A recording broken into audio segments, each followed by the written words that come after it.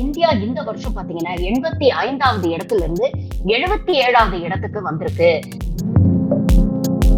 மோடி ஆட்சி அமைச்ச உடனே இந்தியாவோட பாஸ்போர்ட் வேல்யூ எந்த அளவுக்கு உயர்ந்துருச்சுன்னு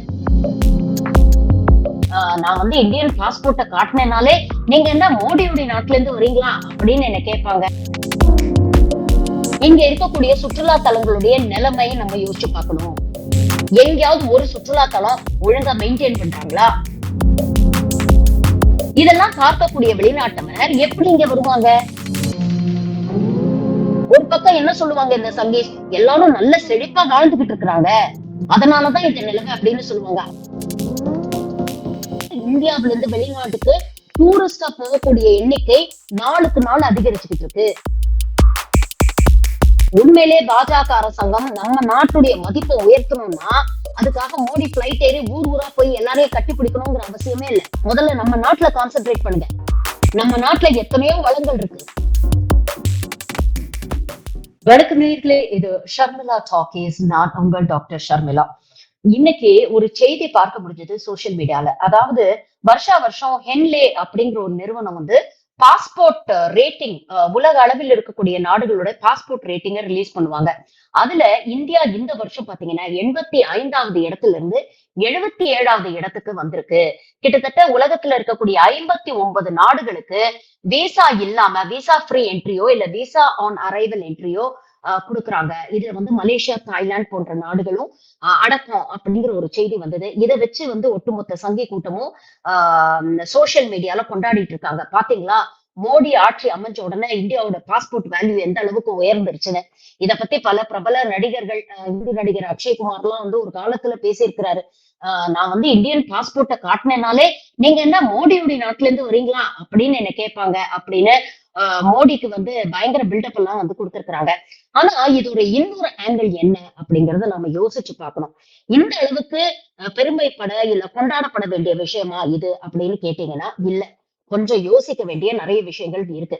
உதாரணத்துக்கு சொன்னீங்கன்னா, துபாய் போன்ற ஒரு நகரம், யுனைடெட் அரப் எமிரேட்ஸோட one of the most important emirates வந்து துபாய். துபாயோடைய மக்கள் தொகை பாத்தீங்கன்னா வெறும் 5 மில்லியன். ஆனா வருஷத்துக்கு அங்க வரக்கூடிய டூரிஸ்ட் பாப்புலேஷன் பாத்தீங்கன்னா கிட்டத்தட்ட 18 மில்லியன். அதாவது அவங்க பாப்புலேஷனை விட 3-4 மடங்கு அதிகம். சிங்கப்பூருடைய டோட்டல் பாப்புலேஷன் பாத்தீங்கன்னா 6 மில்லியன். ஆனா அங்க வருஷம் வரக்கூடிய டூரிஸ்டோடைய எண்ணிக்கை பாத்தீங்கன்னா கிட்டத்தட்ட 16 மில்லியன். அதாவது கிட்டத்தட்ட 2-3 மடங்கு அதிகம். தாய்லாந்து போன்ற குட்டி நாடை நீங்க எடுத்துக்கிட்டீங்கன்னா கூட அவங்களுடைய பாப்புலேஷனை விட பன்மடங்கு அதிகமாக அவங்களுக்கு வரக்கூடிய டூரிஸ்டோடைய இன்ஃப்ளோ வருஷம் இருக்கு.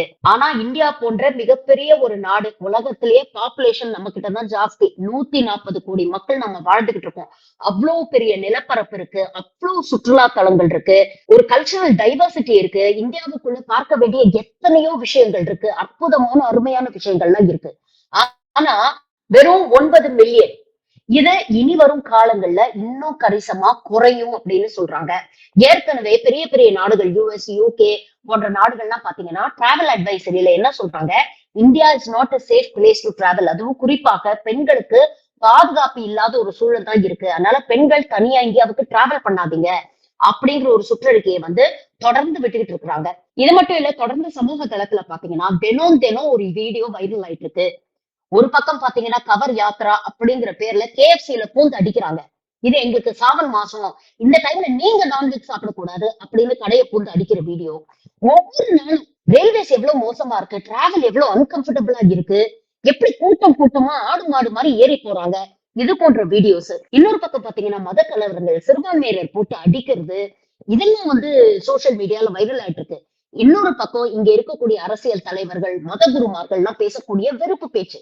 இது எல்லாமே உலக அளவுல எல்லாரும் பாத்துக்கிட்டு இருக்காங்க. இன்னைக்கு டிஜிட்டல் ஏஜ்ல நம்ம வாழ்ந்துட்டு இருக்கோம். ஒரு வீடியோ சோசியல் மீடியால வைரல் ஆச்சுன்னா அது உலகத்துடைய மூளை முடுக்குக்கெல்லாம் போய் சேரும்.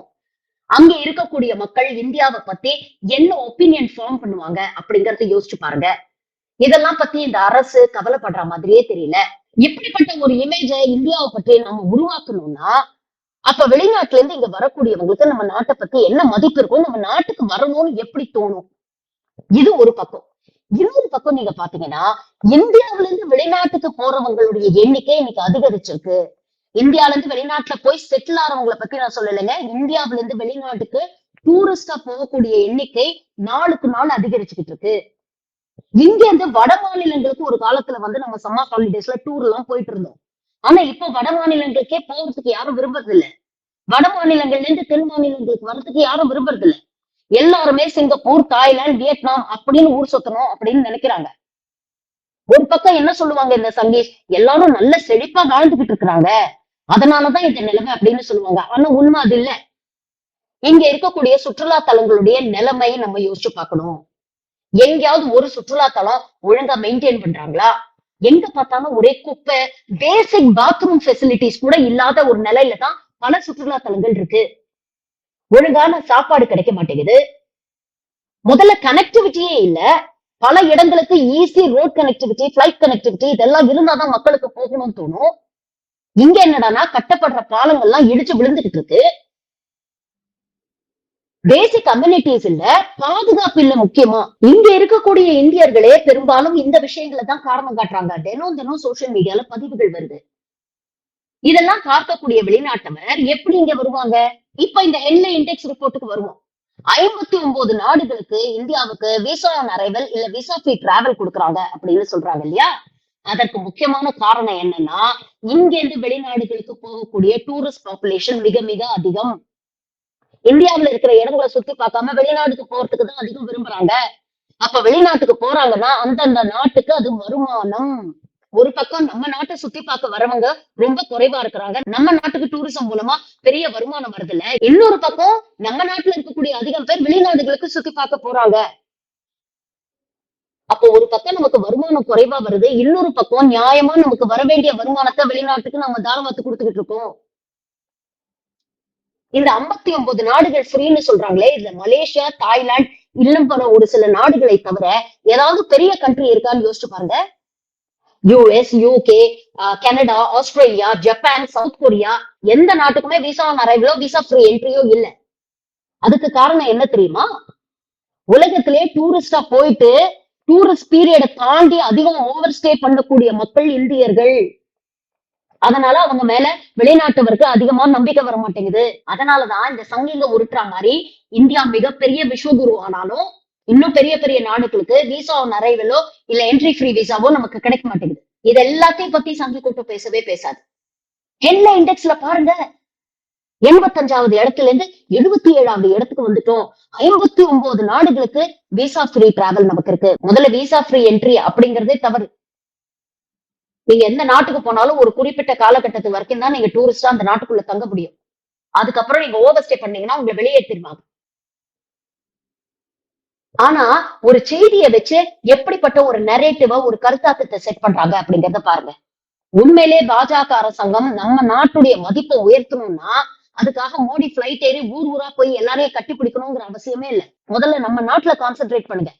நம்ம நாட்டுல எத்தனையோ வளங்கள் இருக்கு, எத்தனையோ சுற்றுலா தலங்கள் இருக்கு. அதோடைய குவாலிட்டியை மெயின்டைன் பண்ணுங்க. அங்க எல்லாத்தையும் ஸ்ட்ரீம்லைன் பண்ணுங்க. வரக்கூடிய டூரிஸ்ட்க்கு எல்லா வசதிகளும் பண்ணி கொடுங்க. முக்கியமா அவங்களுடைய பாதுகாப்பை இன்ஷூர் பண்ணுங்க. 140 கோடி மக்கள் வாழக்கூடிய ஒரு நிலப்பரப்பு. இதுல இந்த அடிப்படை விஷயங்களை கூட நாம பண்ணலன்னா அது பெரிய வெட்கக்கேடு. இப்ப சொல்லுங்க, இது பெருமைப்பட வேண்டிய விஷயமா?